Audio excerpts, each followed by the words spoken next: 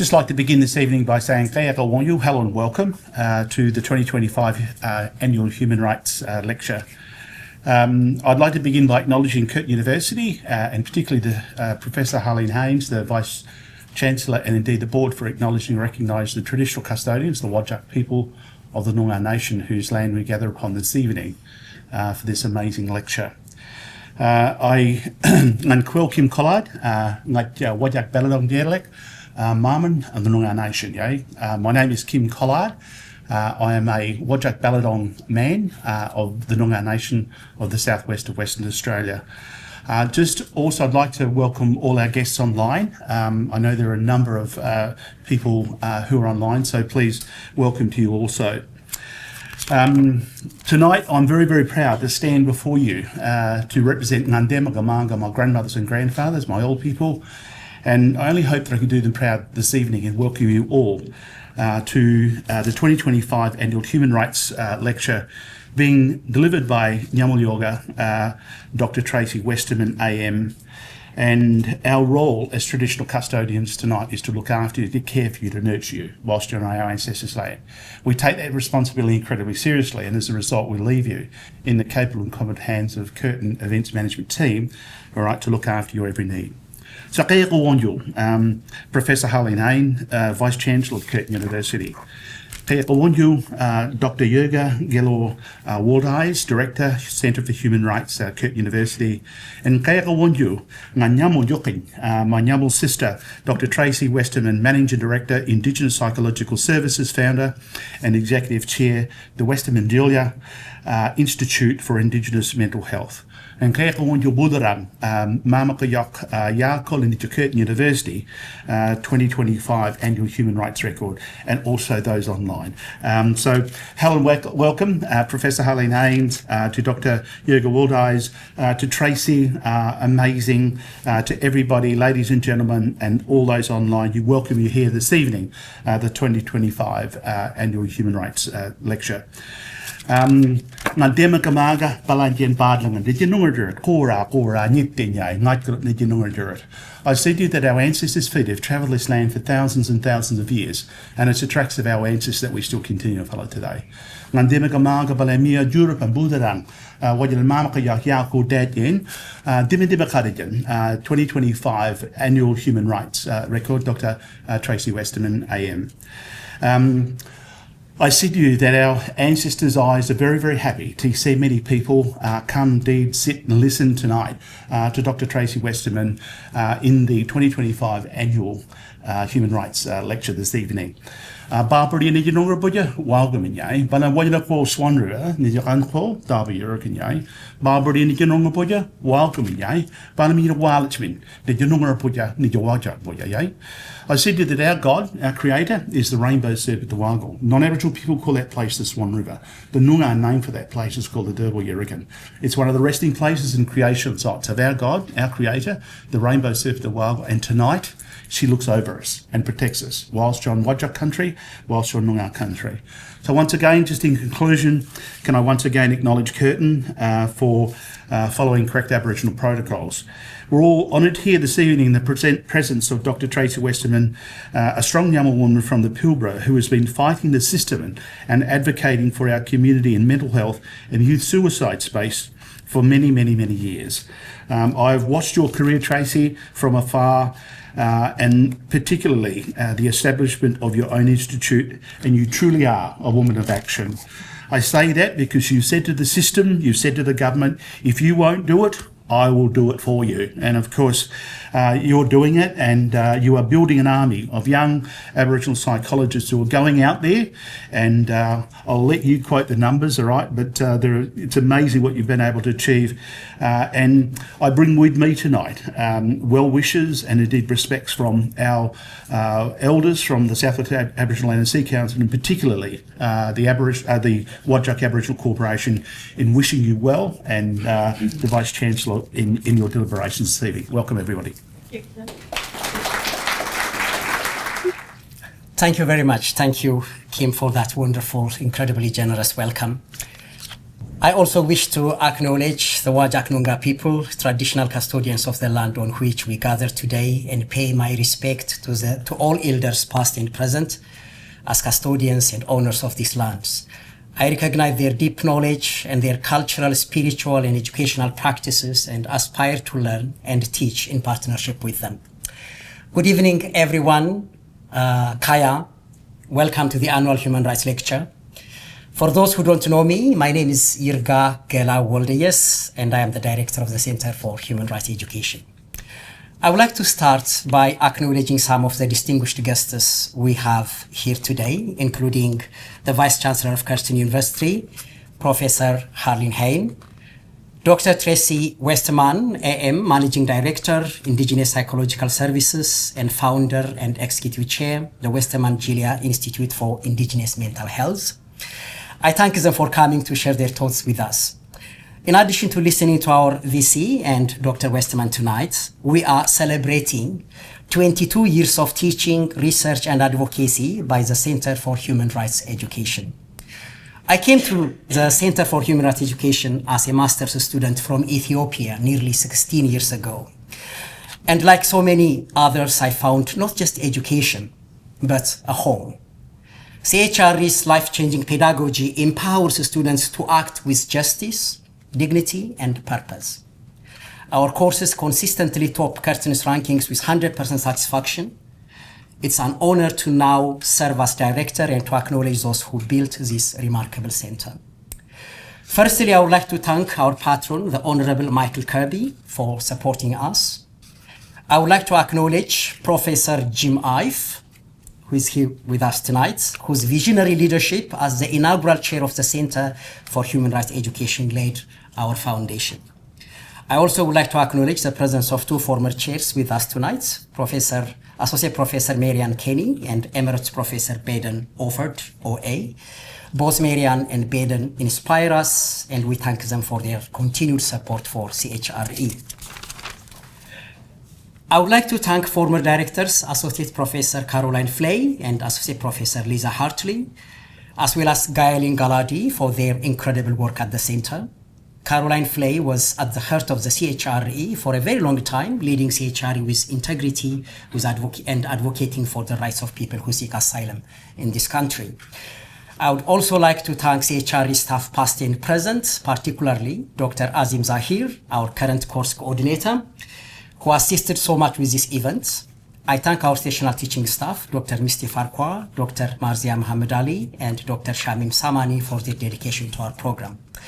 Finally, I want to acknowledge that we couldn't be here without the support of our alumni and the wider CHRE community all over the world. On that, I want to invite you to listen to one of our former students and a current student speaking about our program. It's a very short clip. Hello, my name's Danny Fleming. I'm recording this in Wurundjeri country in Melbourne, and I'd like to pay my deepest respects to elders past and present. I first encountered the Centre for Human Rights Education back in 2017 as a civil engineer who had just been presented with a Noongar worldview, one that regards country as kin, land as sacred. And here I was in an industry and a position that devalued these worldviews, that didn't consider these worldviews. A road is a road, it's a development corridor. It's not a scar on the environment, it's not destruction. So the Centre for Human Rights Education helped me navigate these questions, and at the end of my studies I resigned from my position as a civil engineer, citing irreconcilable values. I'm now connected to a Noongar social enterprise as One Knitting Limited, and I'm on a different path. Hi, my name is Marcia Reed, and I work for Anglicare WA as their Senior Advocacy and Community Engagement Officer. I have so many fond memories of being a student at the Center for Human Rights Education, but I think what I've really valued and what stood out for me is the de-colonial approach that the center takes to learning about human rights.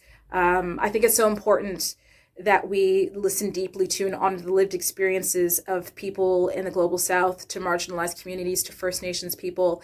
And I've been able to apply those learnings in my own professional life and also in my personal advocacy. So it's been a deeply invaluable experience, and I've met so many amazing people along the way. The faculty and students have been beyond amazing. Thank you, Marsha and Danny. Curtin's Center for Human Rights Education is the only human rights center that I know in Australia operating under the Faculty of Humanities rather than law, focusing on lived experience, past and emerging questions of justice and sustainability. We are grateful for the support of successive vice chancellors, our PVCs, our head of schools, and other colleagues around the university.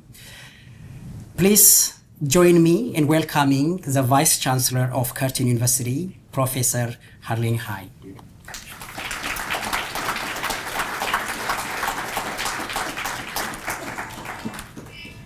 Thank you, Jurga.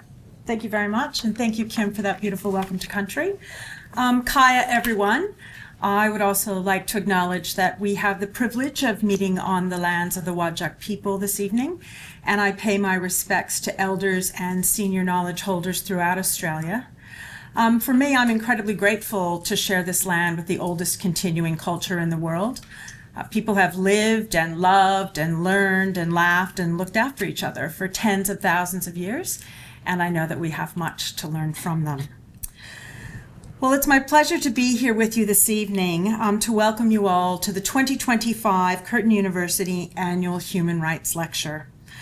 This lecture has been held annually for more than a decade, I think, and it is the Center for Human Rights Education's premier event.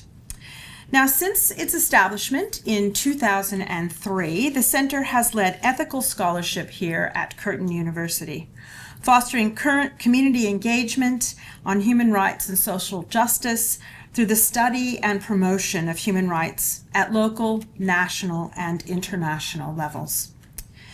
Now, this lecture reflects Curtin's commitment to be a leader in addressing the pressing challenges faced by our diverse communities. And that commitment could not be more important than it is today. As our world is rocked by ongoing global humanitarian crises, and global powers are continuing to show that human rights are not their priority or their concern.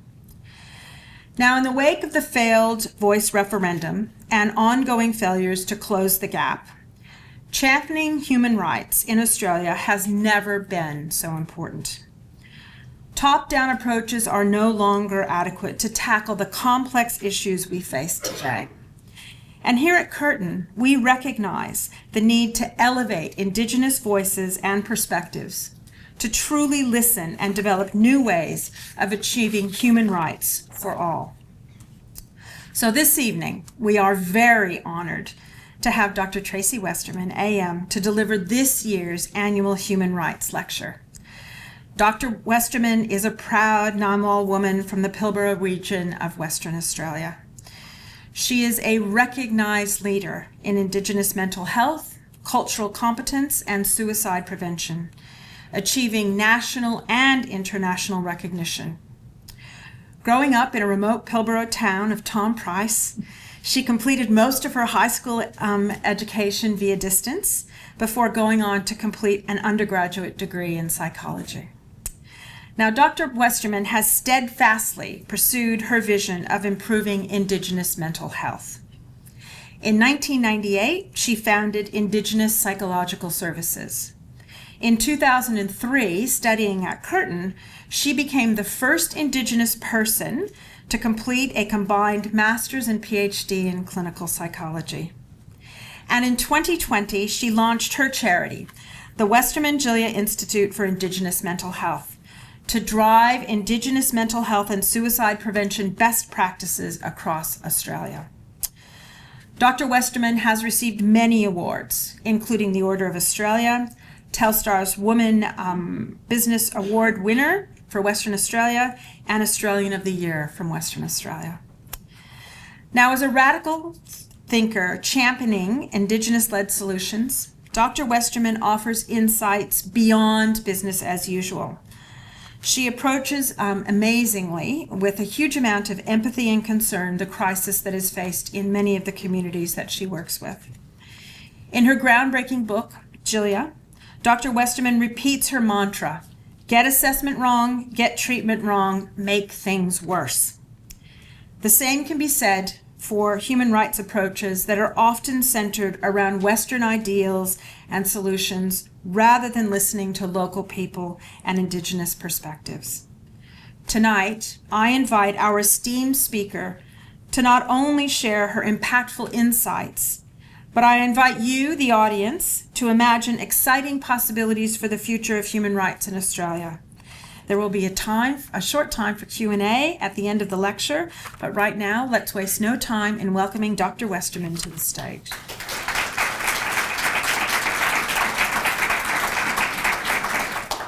Thank you so much for that welcome. We seem to be meeting every single time when I'm doing a lecture at Curtin University, so we've got to stop meeting like this, I think. So thank you, Vice-Chancellor Hayne.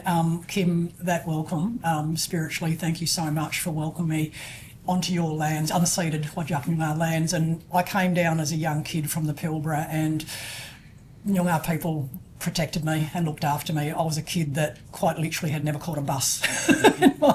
I was as bushy as they come in terms of coming into this beautiful city that is Perth. So thank you so much for that.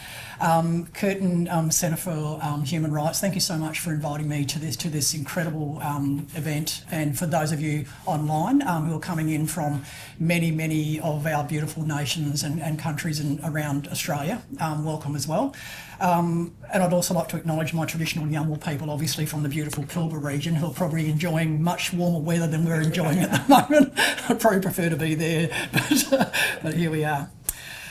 Imagine having a child caught in the grip of mental illness and there are literally no services to help.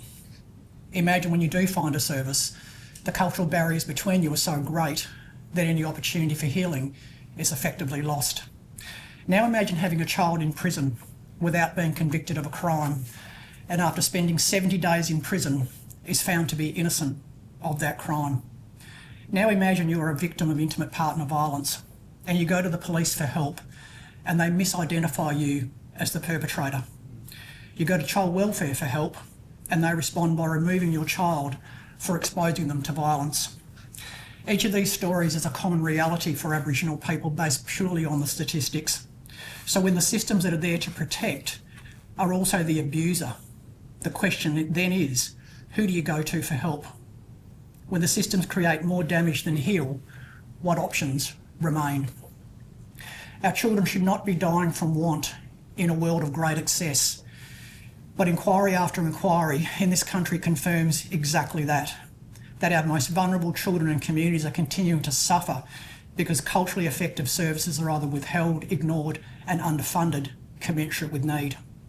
Yet Australia continues to live comfortably in a space of denial that racism is the most significant causal contributor to the escalating gap in education, mental health, suicide, child removals and incarceration. It seems we can't pick up the paper and we're not saturated with headline upon headline that tell an endless trail of horror, of statistics telling us that Indigenous children die by suicide at 4 times the rate of non-Indigenous children, that our Indigenous children are removed at 11 times the rate of non-Indigenous children, and for perspective, we are officially at the same number of removals as occurred during the so-called stolen generations, so we are officially there. We are locking black people up at the world's highest rate in our own country, and in Western Australia, having the highest rates of black incarceration, we are officially the highest incarcerator of black people in the world in Western Australia. For perspective, that's 6 times more than they locked black people up during South African apartheid. And the bad news is this: child incarceration is popular in this country and it's greater than the adult incarceration rate. And we know absolutely and irrefutably that the strongest predictor of future criminality is its early normalisation via an early prison sentence. I put it this way: in 25 years as a psychologist, I've yet to see a child come out of prison psychologically, emotionally, in terms of contribution to society, better off as a direct result of that prison sentence. And we rarely see children who are removed from their core biological attachments recover from that loss. And as we know, the impacts of that removal are generational. So the rejection of culturally informed scientific evidence as wokeism means that these rates will worsen, and the associated pipeline to suicides, poor education and employment outcomes will also continue. The Northern Territory went backwards on the age of criminal responsibility, and that's what we don't want our leaders to do. We don't want people to be going backwards in terms of human rights. As we know, they raised the age to 12 and went backwards to 10 with the new change in government.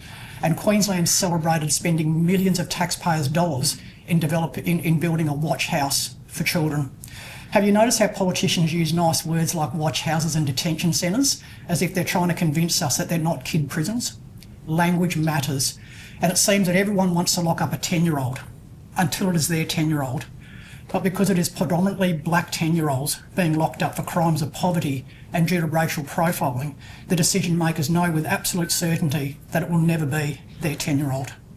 Sadly, in this country, we have a prison love affair and an early intervention allergy, and we differ from most developed countries in that we see prison as a first rather than a last resort for our children. And I'll be honest with you, I grapple with shifting this mindset, because early incarceration doesn't just punish, it programs a future trajectory and ensures less safe communities in the long run. It costs $1 million a year. They estimate that it costs $1 million a year to keep a kid in prison. 94% of those kids will go back to prison before they turn 18. And in fact, what we know is 85% will go back within a year.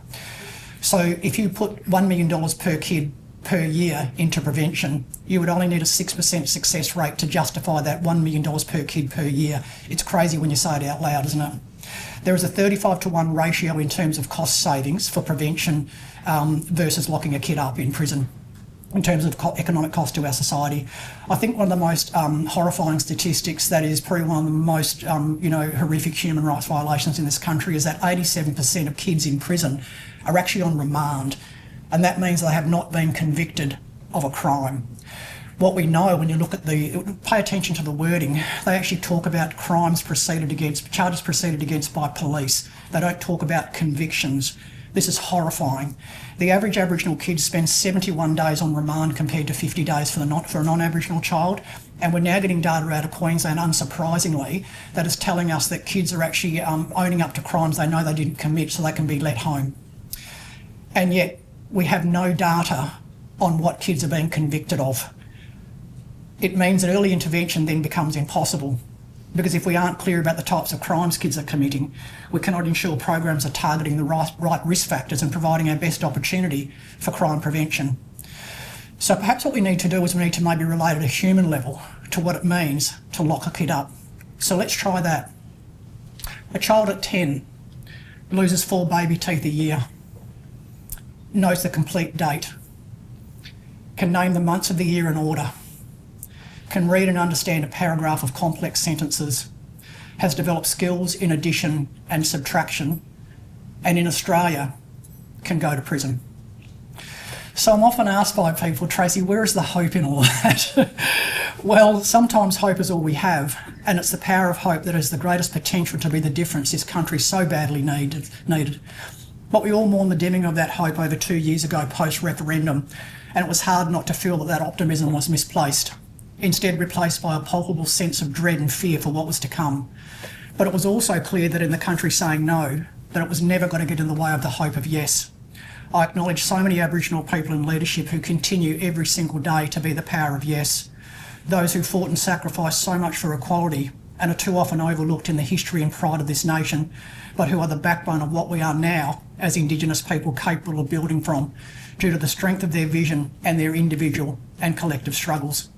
Social justice heroes like Vincent Linyari, who fought to protect black worker rights, Eddie Mabo, who fought for the recognition that this land was never ceded, never terra nullius, to Charlie Perkins, who instigated the freedom rides, drawing national and international attention to the poor living conditions of Aboriginal people, to the many strong black women whose footsteps I'm so proud to follow in, including my own mum, Mavis Westerman, whose picture you'll see up here, a certificate of citizenship, who, despite not being a citizen of her own country as an Aboriginal woman, until she was granted citizenship in Port Hedland Court, still managed to close the gap for all 5 of her children in one generation.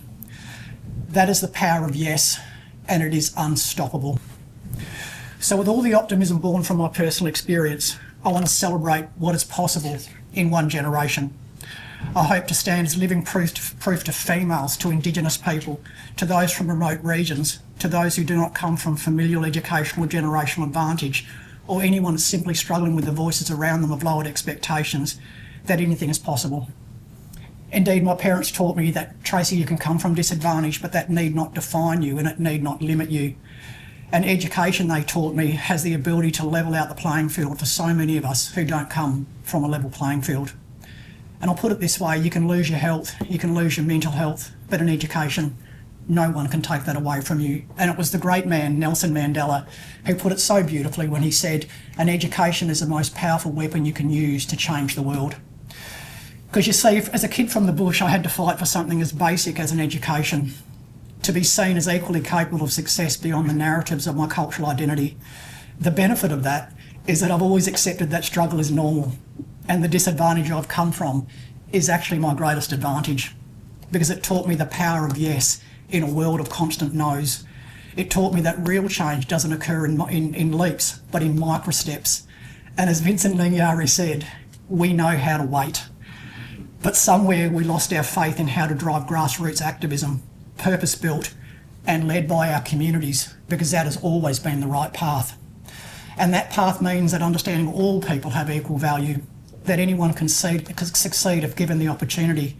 For me, that means that personally thriving has never been the end goal. Not while those around me continue to drown in systems that fail to see who they are, understand them, and listen to them. For me, I understand that great change will never occur unless you're prepared to take a personal stake in it, rather than assuming that it's the responsibility of others.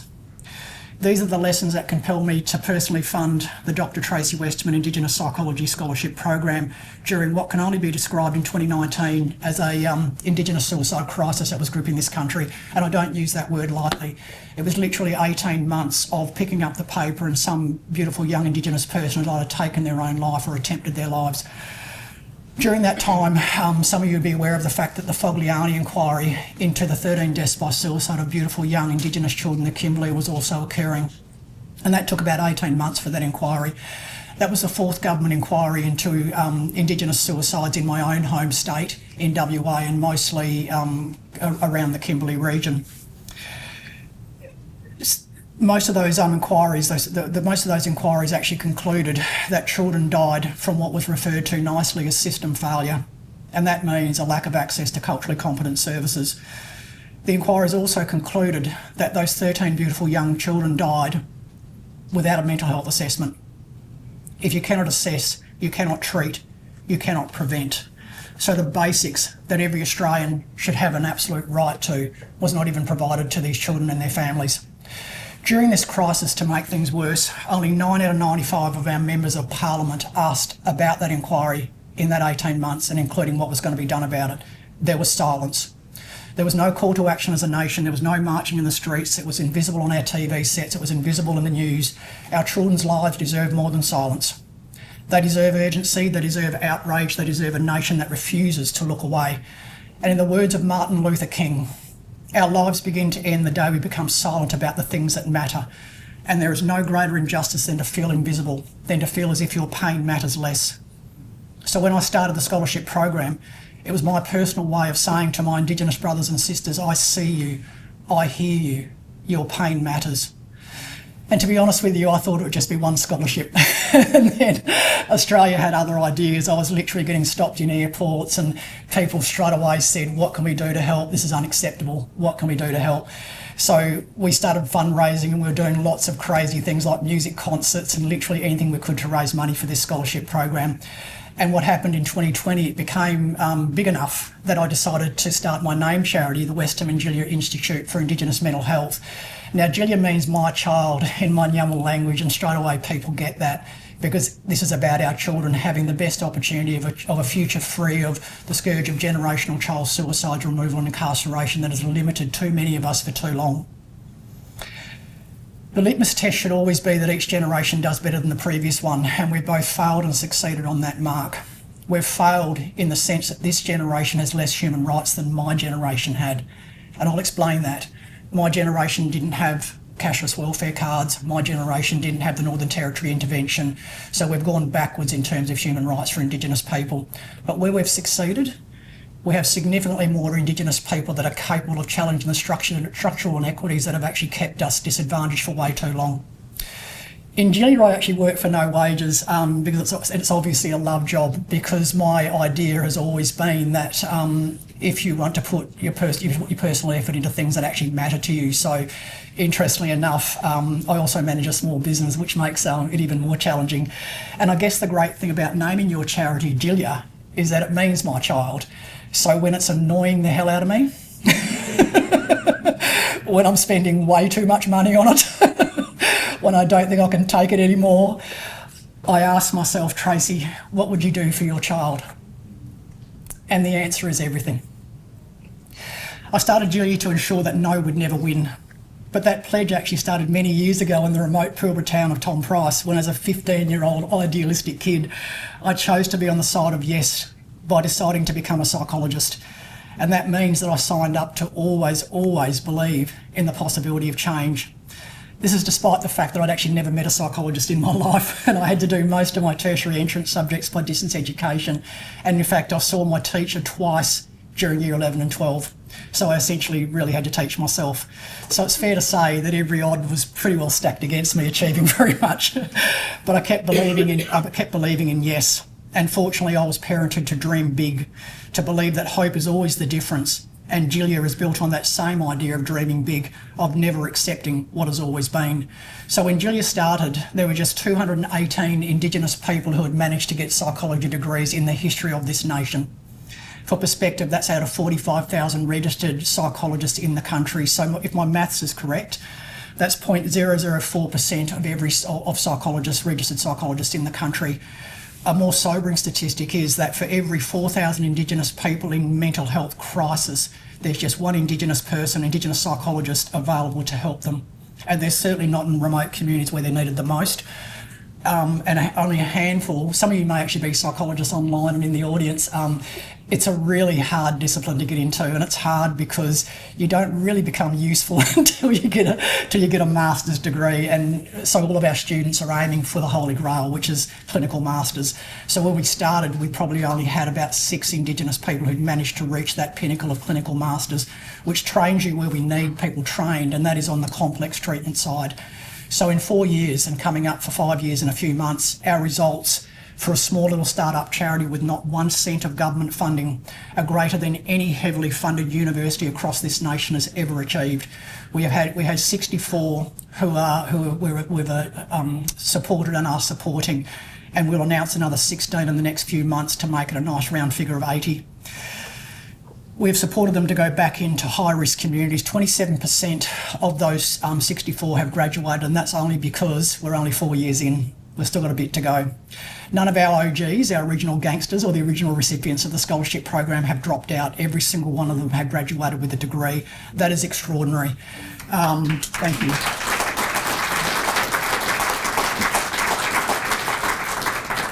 It gets better. 8 with clinical masters, 5 with honours degrees, 4 with bachelor degrees, and this year another 7 will graduate, including 2 more with clinical masters, 3 with professional masters, and 2 with honours. And how do we go in terms of comparing to all of these multi-million-dollar funded universities across the country in terms of converting Indigenous people into psychology degrees? Not too bad. We convert them at a rate of 79% compared to all universities across the country at just 25%. Our students also graduate much quicker, with a 30% higher study load than all other students enrolled in universities across Australia. We are playing generational catch-up here, so the quicker we can get them out to high-risk communities, the better.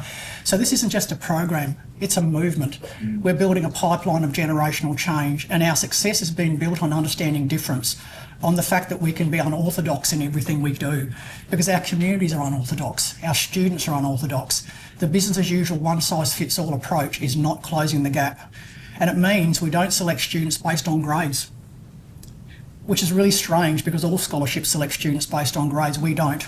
We select them based on how much disadvantage they represent, on how much more relative gaps they have to close than others.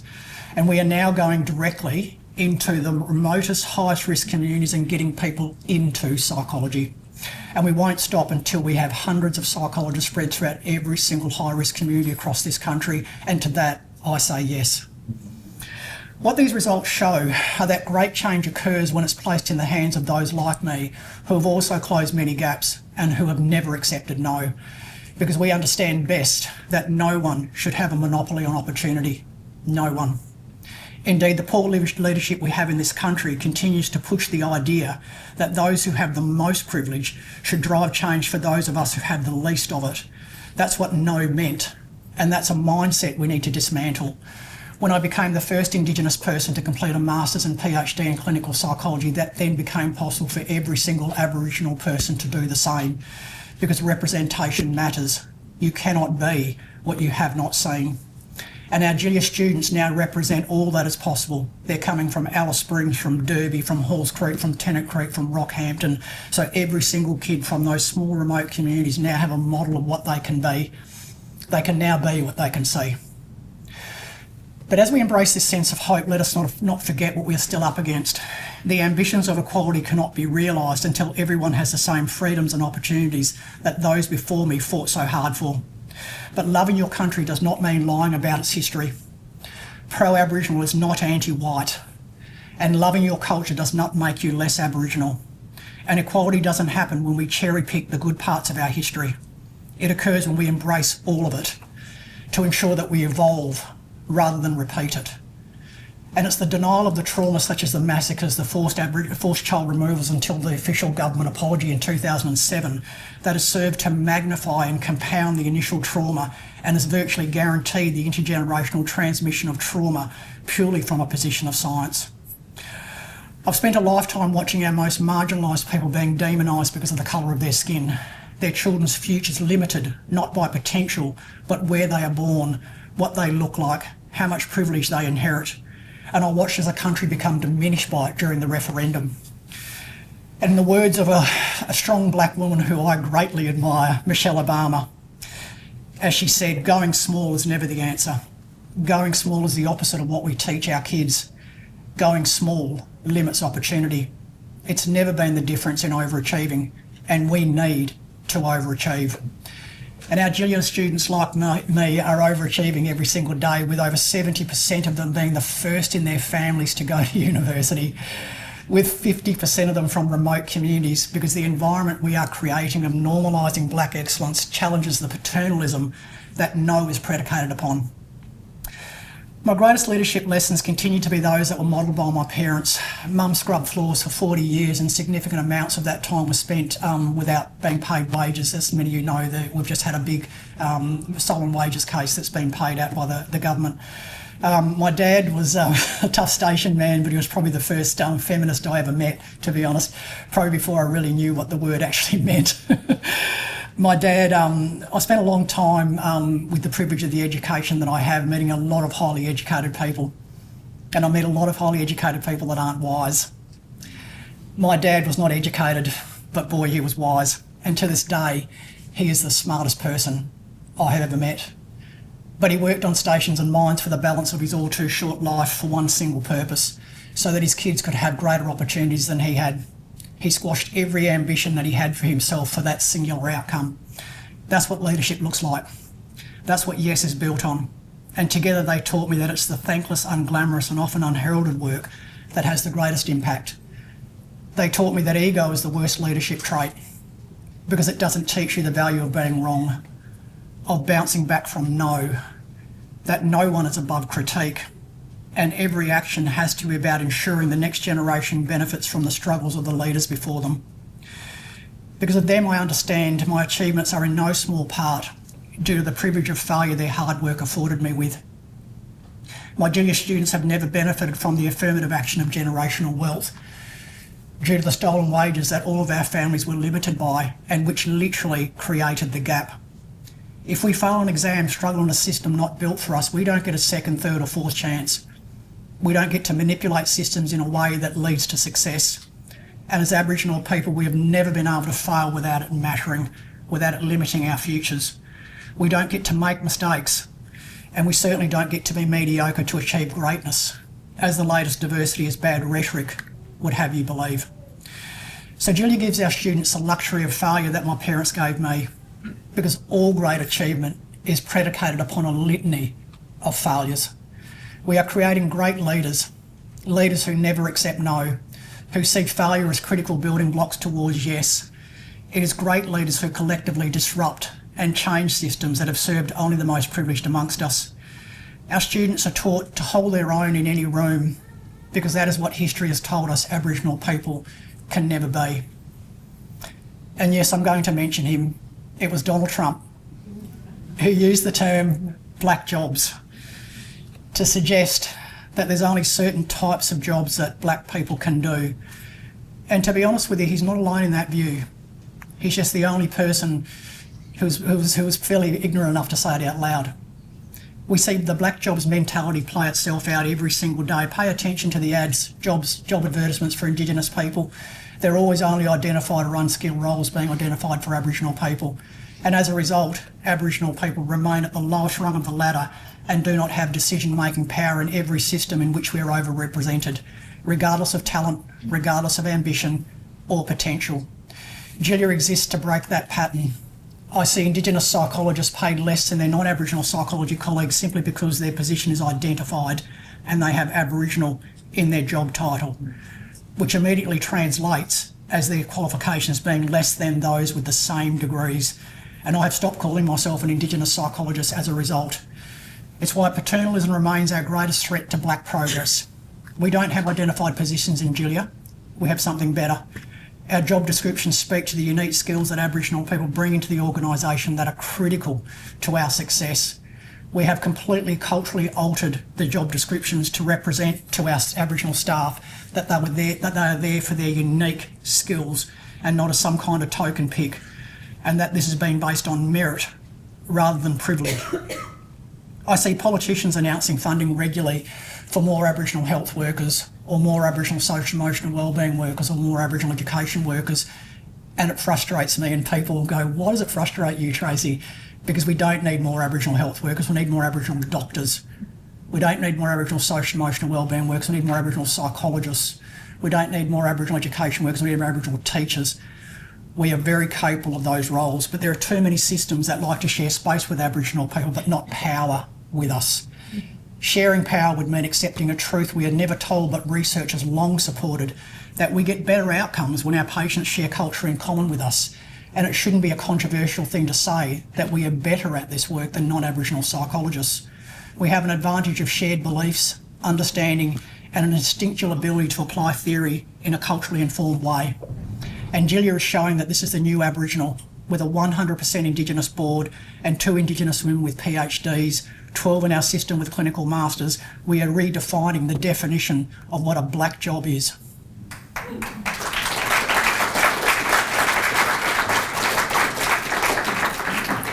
We're no longer the support act to the psychologist, we are the psychologist.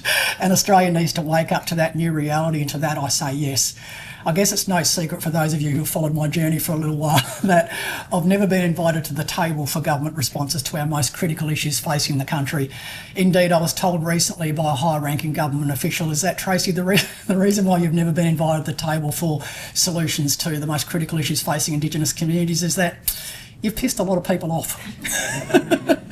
And my response was, if you're an activist and you haven't pissed people off, then you're doing it wrong. Because keeping people in a place of comfort has never driven great change. Fortunately, my work has never been built on the idea that I'm waiting around to be invited to someone's table. I created my own table. And that's what self-determined leadership does. The urgency of the task at hand requires it. And while I'm regularly saddened by the wasted opportunity that the devaluing, dismissing and exclusion of all my work, which includes many Australian firsts, by every government-funded best practice review, to be honest with you, I'm now grateful for it. Because it taught me what leadership isn't. Leadership doesn't exclude, and complex problems are not solved by exclusion. And people get leadership wrong. People think that leadership is about how much power you can gain for yourself, but leadership is actually about how much power you can gain for others. And leadership is always about integrity over self-interest and the talent that you nurture because of it. Grassroots activism like Jilya is critical, because if everyone around the table is funded by government, then the obvious question is, who is holding the government to account? And if everyone around the table is funded by government, there's implicit reward in the exclusion of the work of others. The game's rigged that way. So Jilya, like my business, is built without reliance on government funding, so we are not vulnerable to the political whims of opinion over science, to being told how change should look and the pace at which it should occur. And when you look to those same systems who inflicted the trauma to begin with, to heal that trauma, it will never end well. But not being restricted by government also means being able to truly speak truth to power. And that it is these models that will truly close the gap. We are tired of our communities being stereotyped, demonised and blamed rather than helped and supported. Tired of the default response to suicide, abuse and violence be to further restrict our human rights rather than fund the critical prevention programs that numerous government reports have drawn a conga line of roadmaps for. Tired of governments responding to our pain by inflicting more pain. For more royal commissions and inquiries that read like an archaic retrospective on human behaviour, labelling and stigmatising whole communities in response to the suicides of our children, the murders of our brothers, sisters, uncles and aunties. It's based on an ideology that it is somehow possible for black people to thrive under subjugation. Some of you may be aware that last year I published my memoir, and I decided that the final chapter was going to be on Close the Gap, and that was for a few reasons. I actually wanted to end with practical solutions, essentially, but also it ended on Close the Gap in 6 steps, quite literally, and that's because of my frustration with how simple and how solvable the problem actually is, and I'm going to detail that for you now. The first thing we need to understand is that there are certain communities that carry the greater burden of suicide, violence and child removals, and that's because genetic and biological risk from forced removals is being passed through families generationally, and there's been nothing funded on the complex treatment side of the equation. Every single Indigenous client I've worked with in the past 2 decades as a psychologist has forced removal in their background. And I'll tell you something that's going to happen if you go to a high-risk community. You go to Alice Springs, you go to Kalgoorlie, you go to the Kimberley region, you go to Walgett or Cherbourg, and you'll find that there are 10 to 15 families at best that are making up the bulk of the service provision. I'll tell you something else that will happen. If you work in this industry for long enough, you'll have a client. That client will have kids, and one of their kids will become your client. We're talking about the generationally suicidal, the generationally incarcerated, the generationally removed. So risk is actually being passed on unabated, but it's very, very easy to identify the risk. So let me give you some examples. Let's take the suicide data. If you remove just the Kimberley from the national data, and of course, as you know, we have a rate that's getting up to 3 times the level for adults and 4 times for children. But if you just took the Kimberley out of the equation, results almost fall commensurate with mainstream. On any given night, there are fewer than 600 kids in prison. But if you coded every child, what you would find very quickly is that it's the same kids appearing in about 70 to 80% of all cases. Now let's look at the intimate partner violence data. And all we did was we looked at the Northern Territory, which is getting a lot of publicity at the moment for rates of violence in those communities. There are 76 communities in the Northern Territory. And all we did was remove 10 of the highest risk communities from that 76 data, and guess what happened? Rates of intimate partner violence plummeted by 50%. So this tells us that 50% of the violence is occurring in just 13% of the communities. The West Australian Child Protection data, we removed just 4 out of the 25 districts from the Child Protection data, and the rates halved. This is when data tells you something useful, but we don't geomap it. It's imperfect in our most remote, highest risk regions, and it's not used to drive prevention efforts and target high risk communities and high risk families. So the number of Aboriginal people in our systems would be significantly smaller than what people think. And in fact, when you look at an inconvenient truth, is that more than 80% of Indigenous people are doing very well, thank you very much. And here's a further truth. If you close the gap in remote communities, you close the gap everywhere. It is remote communities that have also, interestingly enough, the highest concentration of black people. And it's no coincidence that these same communities have historically had the most human rights restrictions and the least resources. It may seem counterintuitive that you can be in the majority and be less oppressed, be more oppressed rather than less oppressed. It makes no sense. But South Africa had apartheid and they were 80% black. So what this tells us is that if you paternalise people based on cultural identity, a collective racial trauma occurs, which I've actually named as the fawn trauma response. Basically, it concretises learned helplessness, which has consistently been shown to be one of the strongest predictors of poor behavioural outcomes.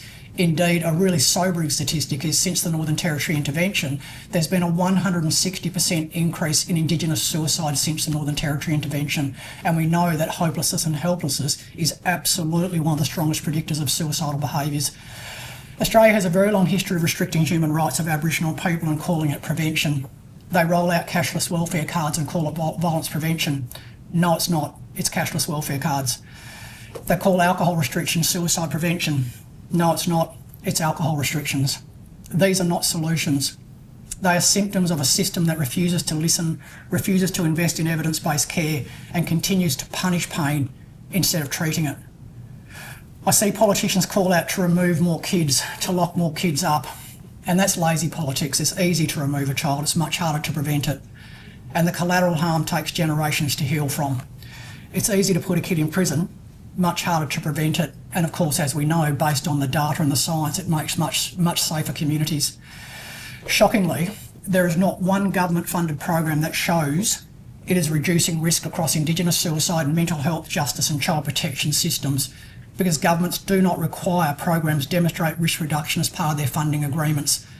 They ask for output but not outcome.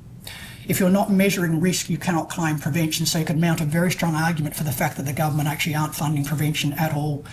And sadly, all the Close the Gap does is it tracks demographic data every year. So some of you may be aware the Close the Gap report comes out quite regularly, and you'll get the headlines or you'll get a report that actually tells you demographic data. For example, how many people died by suicide, what age they were, what gender they were, what geographical location they come from. None of those things are therapeutically alterable, which means that all they do each year is continue to name the problem at a demographic level. So if we made treatment outcome the new close the gap metric, we would literally close the gap. And despite millions and decades in the desire to close the gap, the most unacceptable neglect at all is that mental health is not even in the close the gap targets, with arguably every single close the gap target having mental health underlying as causal. So we end up in prison because of trauma. You end up in child removal systems because of compromised attachment. You end up as a suicidal because predominantly of mental health issues. So how is it possible that something so basic has been neglected by our governments? Because the World Health Organisation has long said something that we know, that your best opportunity of reducing the burden of disease is to, guess what, day one on the job, open up your notepad, your first job is to define the problem. So how can you close a gap if you haven't even defined a problem? How can you close a gap if you're not even measuring a gap? And by the way, we've fixed this, so I'll get to that in a minute. So in terms of looking at the future, we have now employed 7 of our graduated Jilya students. We started the first national Indigenous psychology research arm last year because of funding from the Paul Ramsay Foundation. Thank you very much. I'll give them a good shout out. And now what we did was we fixed that unacceptable problem of not having an understanding of mental health prevalence data across this country by publishing the first national database on this. Now, no heavily funded institution did this, no university did this, because I validated the first uniquely co-designed screening tools for at-risk Aboriginal people as part of my PhD in 2003. Having now accredited 50,000 people across the country, yes, that is a correct number. That sounds like a lot when you say it out loud, doesn't it? Trained 50,000 people in these tools. I've also now recently paid to have these tools digitised. Now, what this means is a few things. You can actually now screen for risk for an Aboriginal person just with access to your phone. Now, what this also means is we can track mental health and suicide prevention data in real time for the first time in this country. We just need to find the long-term funding to do it, but we'll find it. Of course, this is not just progress, it's a game changer. And it's proof that when Aboriginal leadership is unencumbered by bureaucracy, we don't just close the gap, we redefine the future. This innovation means our highest risk communities will finally have access to real-time mental health data analysed for free. And for the first time, thanks to Paul Ramsay. They'll be able to argue for funding based on need, not assumptions. And if taken up by government, it would bring true accountability to their funding decisions. It would shift the focus from demographics to treatment outcomes, where real change lives. But sadly, after 25 years of my science being ignored by governments, I've learnt evidence rarely drives their decisions. The black jobs mentality influences how our science is appraised rather than the science itself.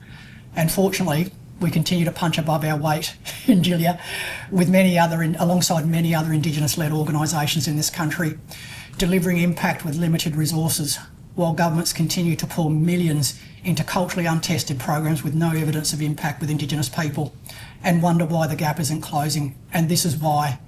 We are a world that does not like difference, and it is literally killing my people. It's not a mystery, it's just bad science, and we're here to replace it. Data built from the ground up programs are hard and innovative, but they work. So in 2024, we went a step further because our students were starting to graduate and we didn't want them to go anywhere else. So we started running music concerts and doing fundraising events, and we launched the first National Indigenous Psychology Treatment Centre out of Perth, and we've just opened up our office in Leederville, so that's incredibly exciting.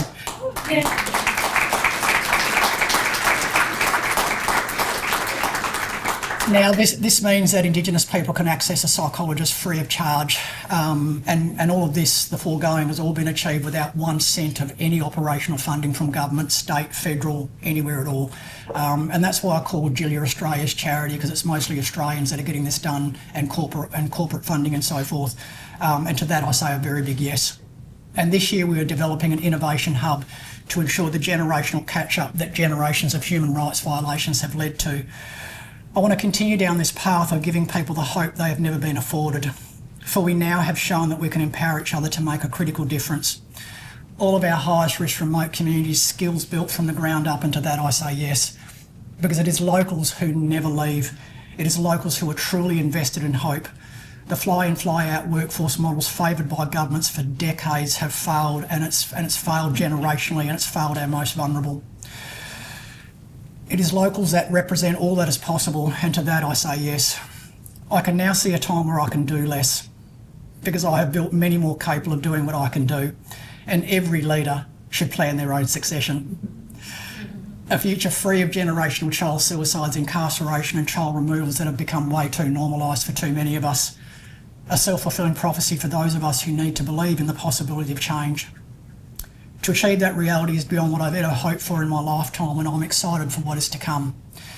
Jilya represents to anyone who has ever been told that they are not smart enough, or those who have never felt that they belong, or those who aspire beyond the labels that have been placed upon them. Those who see community as a much bigger ambition, much bigger cause than their own ambitions, then Jilya has been built for you. And if you join us, we got you. And I tell my students, we're like the mafia. You can join, but you can't leave. We are creating a revolution, and the country bloody needs one in which opportunity is not limited or solely the luxury of the privileged. And I won't rest until we have a Jilya in every single state, with our graduating Indigenous psychologists at the helm driving this change. And beyond that, a hub of activism with lawyers, with doctors, anyone who wants to be part of something that is changing the way this country operates. So never again will a child die from a lack of access to services. Not on our watch. Never again. And in closing, in the spirit of hope, in the spirit of never giving up when the odds are stacked against you, Jilya stands as proof that hope pays off. But it only pays off when you build from the ground up. It pays off when you choose evidence over emotions. It pays off when you believe in your people, even when the system doesn't. And we are showing that the no vote was the nexus we all needed to show that grassroots activism, unencumbered by bureaucracy, always achieves the greatest change. But hope also means being self-determined enough that you no longer have to wait for change. We are the change. And to that, I say yes. Thank you.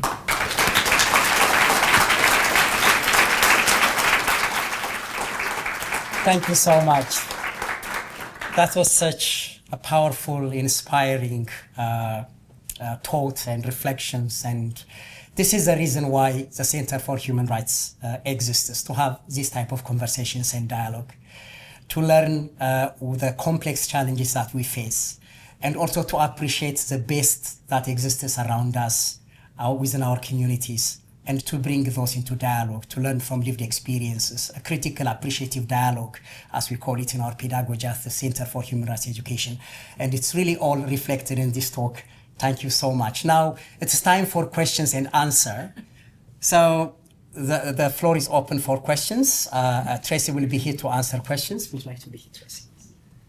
These are contentious questions. Would you ever consider taking funding from mining companies, given the history with the Aboriginal community up north?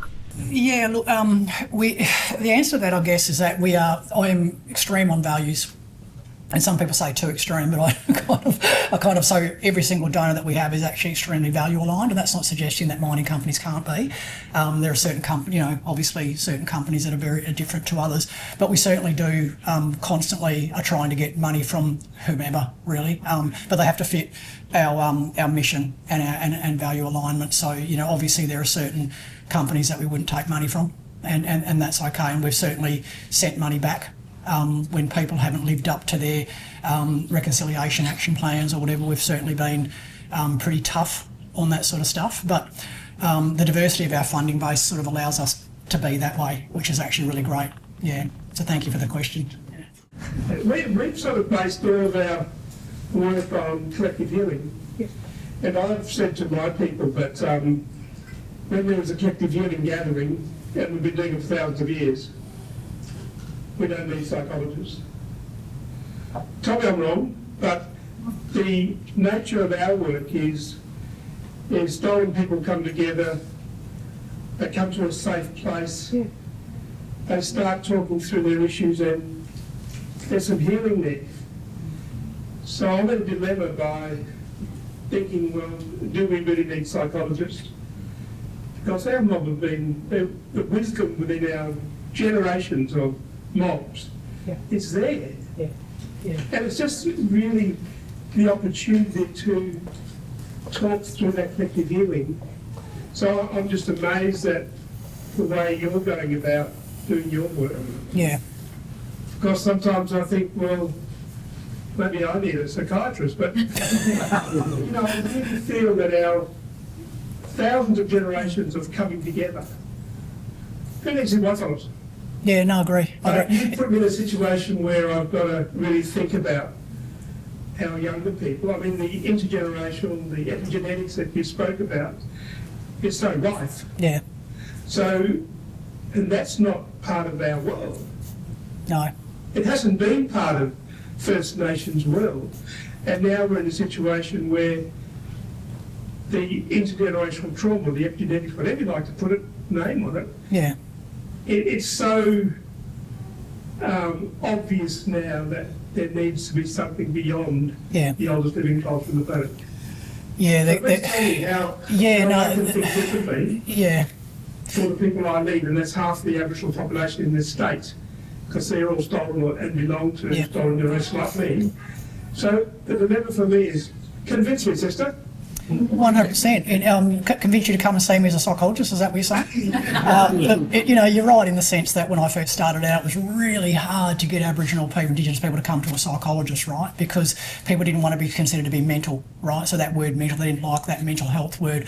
The thing that I've noticed as a massive shift across the whole country is that the opposite is now occurring, that people are desperate to come in and get counselling and treatment, and they often can't find culturally informed treatments, right? So consistently with trauma, what I find with Indigenous people is that they'll go and see a psychologist, and the psychologist is trying the best they can, but they're not actually trained in how to do culturally informed therapies, and so often the outcomes for those clients aren't too great.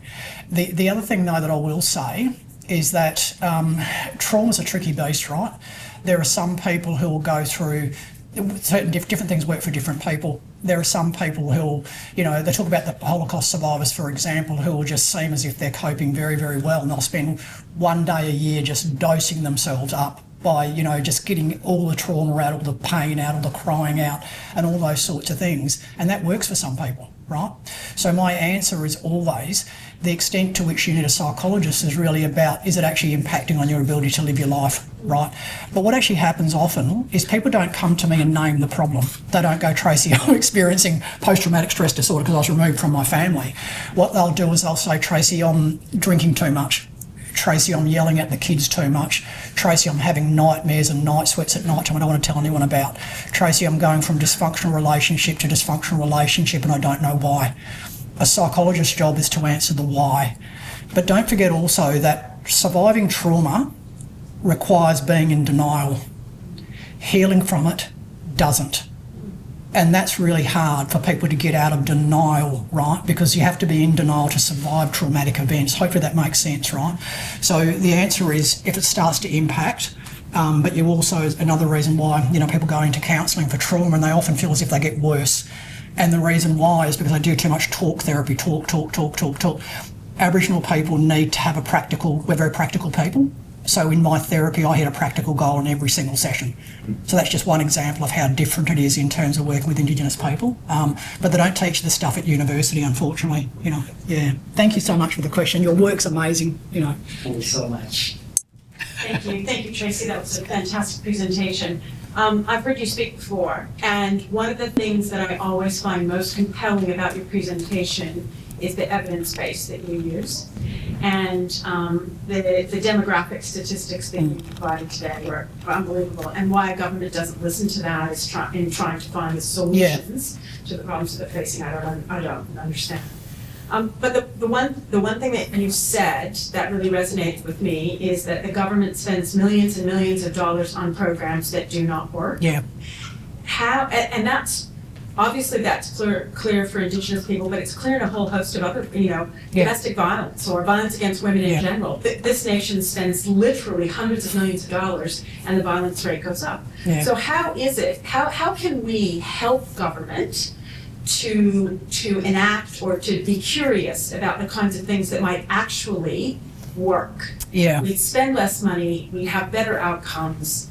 How can we help them? Because clearly they don't get it. Yeah, look, that's a big question there, and no pressure to answer it, right? But essentially, if you want to draw a blanket across all the issues in Australia and then get into the Indigenous issue, the first issue is that we underfund prevention services, right? So what I mean, there's actual definitions of prevention. So universal prevention would be something that, your car smoking ads, are you okay day, all those real grassroots basic response type services, right? But then when it gets into complex treatments, so selected and targeted intervention is the definition of when people are actually genuinely at risk, we actually don't fund those to a level that's actually needed. And so if the government actually said, look, what we're going to do is we've got 100 million in funding, and what we're going to do is we're going to carve that up. We're going to go 10% is going to go into universal prevention because they're pretty simple to do. And you might know what universal prevention is. It's just smoking ads. It's stuff that government invest money into getting it out to the general population so people can save lives, right, essentially. Selected intervention is when people are exposed to known risk, right? So people then are able to go in and actually identify the impact of the exposure to risk. So an example would be people are exposed to suicide. We actually know that they are more likely to be at risk for suicide themselves. So we'd be going in there and targeting those cohorts of individuals that have been exposed to violence, exposed to suicide risk, whatever. And then the targeted intervention are people who are actually at risk. So people who are saying, I am suicidal, right? So what we know is that how we prevent the burden of disease is we carve the money up across those three areas of prevention, essentially. So Jilya is actually built to sit above. So a lot of amazing services going on through in remote communities. So for example, women's shelters, right? And they're dealing with really complex things like sobering up shelters. But when it gets to that complex level of complex therapy and intervention, they will fall down across the entire country. So the idea behind Jilya is that we'll sit above, right? So when things get to that complex, tricky area, they can then refer into Jilya. So we value add to what's actually going on. And everywhere I go throughout the country, everyone falls down on the complex treatment side. And that you can even argue that with non-Indigenous as well, because we've just stopped. When I went through my training, it wasn't that long ago, we got really heavily trained in complex therapies, and they don't train psychologists as much in complex therapies as they used to, So mental health is just, universally pretty underfunded in the country. Yeah, but thanks for that question. Hopefully that answered it. Yeah. Thank you. Any other? You mentioned before how all your students, like you've not had any students kind of have to drop out or withdraw from their studies. Like you've gotten all these students to graduation, you're still helping all these students through their progress. And I have no doubt that having like culturally competent supports in place is absolutely contributing to that alongside the studies. Do you think there's any, strategies that you've been using and implementing that could be adapted to then help, like you said, we need more Indigenous doctors, we need more Indigenous teachers, not just education assistants. Do you think there are any of the strategies that you've been able to use in building up this that we could apply to then actually help build our numbers of Indigenous doctors and Indigenous educators in other areas of study and Yeah, it's a good question, and everyone sort of says to me, "Why aren't we doing this?" I get contact from Canada and the US, and that why haven't we done this with Native Americans and Inuit? And the answer is because it's bloody hard. It's not easy. Look, I think in terms of the stuff that we have a lot of wraparound support for our students. That's the first thing. So if they need a cuddle, we give them a cuddle. If they need academic support, we give them that. It's essentially giving them, some people might be aware of the hashtag Build an Army that we started. So it was building an army of Indigenous psychologists, and we literally have T-shirts that say build an army. So we're like a cult, right? But a good cult. And we see them through for life, so it doesn't matter how long they take, because they've never had that guarantee, right? Because they didn't inherit generational wealth and all those sorts of things. So essentially what the scholarship does is they don't just get it once, they get it until they graduate. And we never, ever, ever, ever, ever give up on them. And some students will go a real simple path straight through, not many of them do. Others, we literally have to drag them through every single unit, and we'll do whatever it takes to get them through those units. In terms of what you can do to help, be an ally. Because the thing that's shocked me the most, if I'm going to be honest here, the thing that shocked me the most is when I came down to university, and I was literally the biggest country bumpkin that ever lived, too scared to cross the road, and I still kind of am. It's quite funny, I actually wait for a pack to cross the road, and I go with them just in case I get run over. But I was crushed by the system. Here's someone who's accomplished as much as I have academically, but my first 3 years I got a string of C's. And I came from a background where, I got, top 10% in my history, tertiary entrance exam, so I was an overachiever. I came down to university and got a string of C's because the system crushed me. And how I internalised that was that I'm not smart enough. And then thankfully, I was almost lost to psychology, and I went out to the Western Desert and worked with Western Desert Mob, and they saved me because I knew that I could do it, right? All of our students are experiencing exactly the same thing. And so, to be honest with you, it's just being in an environment where black excellence is just normalised. But more than that, the yardstick is now up here. So don't forget, these students are coming from backgrounds where they have overachieved. They've overachieved in their backgrounds. So then they come into, because we have a student conference once a year, they spend a whole week together, it's fantastic. Student hubs, we have lots of stuff that we do together. And they come in and they feel like a big fish in a little pond. Then they come into an environment where every single one of them are doing clinical masters or honours degrees or whatever, and they're normal, right? They're normal, and they can feel safe, and they can talk about the struggles of lateral violence and racism and not having your degrees taken seriously. Because here's the thing, when racism happens to you, you think it's personal. You think no one else experiences it. They get in a room together and they tell the same stories to each other. So there's so many aspects to this, but being an ally basically means I'm a real big believer in mentoring. I mean, obviously I mentor 64 students, but mentor people through the challenge that is a mainstream university system, because it really does crush them. Yeah. Thank you for the question. Thank you so much. We'll end the conversation, the Q&A with that, unfortunately because of time. Please continue the conversation, and I just would like to thank all of you for attending this wonderful lecture, and also please thank our speaker. I have to do a shout out for this because I'm just so proud. I'm bursting. Okay, so the kids have now we'll call them the kids. The kids have now graduated and are graduating. So this year we're going to be running the inaugural Jilya Indigenous Psychology Conference at Curtin University on the 5th of December. So please come along. Every single cent goes into all the Jilya work that we do. We don't have any government funding, so it all goes into the National Indigenous Psychology Treatment Centre, the scholarship program, the whole lot. And so they're all now presenting honours and masters and PhDs and all sorts of stuff. So I'll just be down the road there at CATS. So please come along, and please encourage everyone else to come along too and support it. It's going to be an awesome day. Thanks, guys. Thank you so much.